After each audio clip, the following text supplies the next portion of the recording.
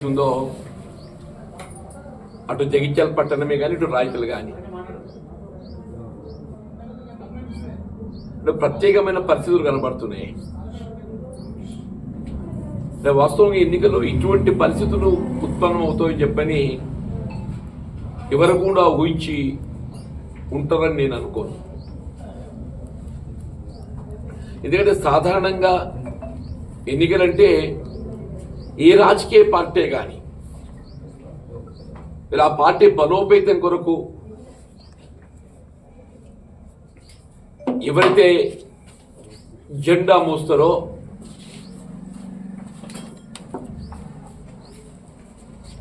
వారికి అవకాశం లభించడం సహజం అని చెప్పని భావిస్తామే.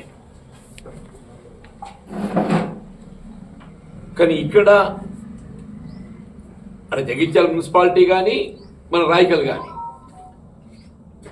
ఇప్పుడు గతంలో ఏదైతుందో ప్రవాహానికి ఎదురుదిటప్పుడు 2019 మున్సిపల్ ఎన్నికలు ఆనాడు ఏదైతుందో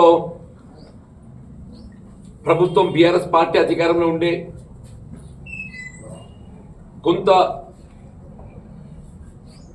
ప్రభుత్వానికి అనుకూలత అనేటువంటి ఒక భావన ఆనాడు ప్రజల్లో గమనించింది. అటువంటి ప్రవాహానికి ఎదురీదే పరిస్థితులలో కూడా కాంగ్రెస్ పార్టీ పట్టిన జెండా విడవకుండా అక్కడ జగిత్యాల పట్టణ మున్సిపాలిటీ కానీ రాయకల్ పట్టణ మున్సిపాలిటీ కానీ మరి ఎన్నికల్లో పోటీ చేసి ఎదుర్కొన్నారు. అంటే నిజామాబాద్ పార్లమెంటరీ నియోజకవర్గం లోపల కేవలం జగిత్యాల అంటే రాయకల్ మున్సిపాలిటీ మాత్రమే మొత్తం స్థానాలు పోటీ చేసినమే.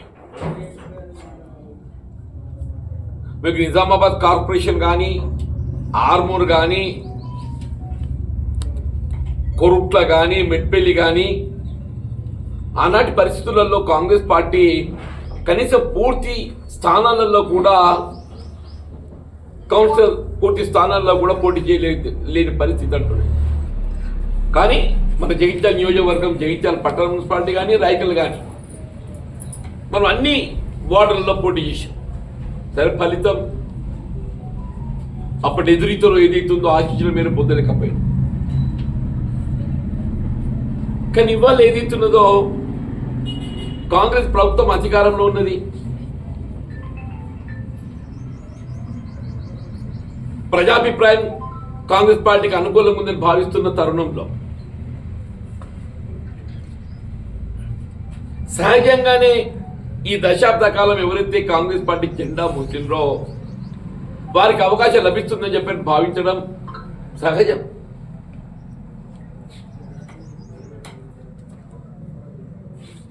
మరి అటువంటి పరిస్థితులలో సరే ఇప్పుడు ఏ రాజకీయ పార్టీ కానీ ఎన్నికల్లో ఎదురెత్తుతుంది అనుకున్నప్పుడు ఏదైతుందో కొత్త ప్రత్యేకమైన పరిస్థితిగా మనం భావిస్తామే.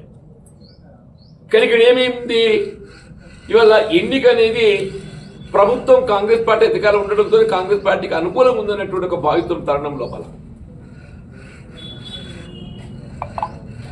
జగిత్యాల కానీ రాయకల్ కానీ మరి ఎమ్మెల్యే గారు ఏదైతున్నదో స్పీకర్ గారి తీర్పు వారు కూడా స్వయంగా ఏదైతుందో తను బీఆర్ఎస్ పార్టీలోనే కొనసాగుతున్నట్టు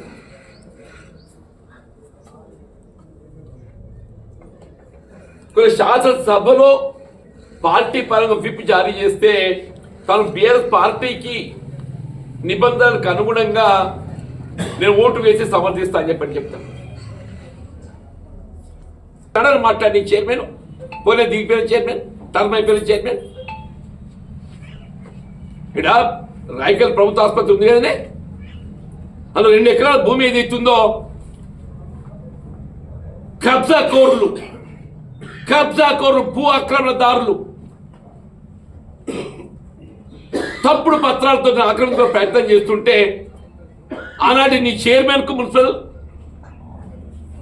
ఎమ్మెల్యేకు బాధ్యత లేదా అనే ఒక్కనాడు మాట్లాడినారే ఇది ప్రభుత్వ ఆసుపత్రి భూమి, ఇది అన్యాక్రాంతం కావద్దు, ఇదే చేయడం నాకైతే దొరుకుతుంది కావద్దు ఈయన దానితో వచ్చే ప్రయత్నం చేయాలి. ఏంటి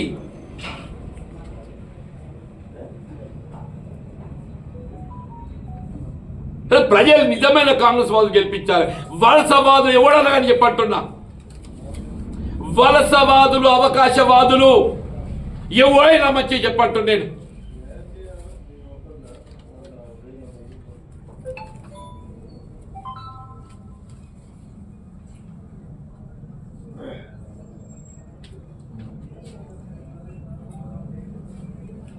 జాగ్రత్త, వాళ్ళను బొంద పెట్టినట్టు నేను ఓటు హక్కుతోని నిజమైన కాంగ్రెస్ వాదులు మా మమత, మా నాగరాజు భార్య, మా భూమన్న, మా నర్సన్న, నిజమైన కాంగ్రెస్ మాత్రం 3 ఉన్నారా? నిజమైన కాంగ్రెస్ గెలిపిండాయా? వలసవాదుల గురించి జాగ్రత్త, అవకాశాల గురించి జాగ్రత్త అని చెప్పట్టు. నేను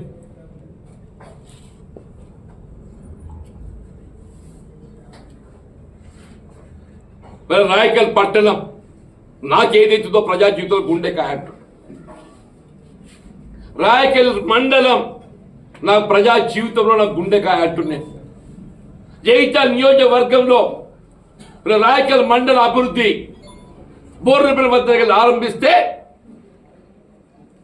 రాయకల్ గ్రామం ఉన్ననాడు చెప్పట్టు. నేను రోడ్ల విస్తరణే కానీ, రోడ్ల నిర్మాణమే కానీ, గ్రామ రోడ్డు నిర్మాణ సౌకర్యాలే కానీ ఏదైనా ప్రాధాన్యతని రాయకల్ మండలాన్ని రూపుదిద్దాలని చెప్పి ప్రయత్నం చేసినట్టు.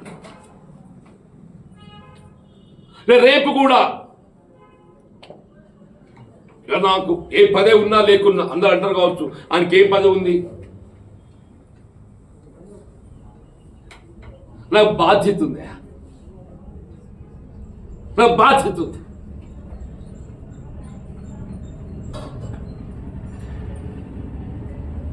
రాజ్యాంగం ఇచ్చిన హక్కు అభివృద్ధి అనేది పౌర హక్కు, ఎవడు మెహర్బానీ కాదు. రాయకల్లో పౌర సదుపాయాల కల్పన, త్రాగునీటి సమస్య, శానిటేషన్, పారిశుద్ధ్యం, విద్యుత్ దీపాల విద్యుద్దీకరణ, విద్య వైద్య సదుపాయాల ప్రాధాన్యత. రాయకల్ పట్టణం మండలం ఏదైతుందో మొత్తం జగిత్యాల జిల్లాలోని ఒక ఆదర్శవంతమైన ఒక మండలంగా దీన్ని తీర్చిదిద్దడం ఏదైతుందో నా బాధ్యత భావిస్తాను చెప్పండి.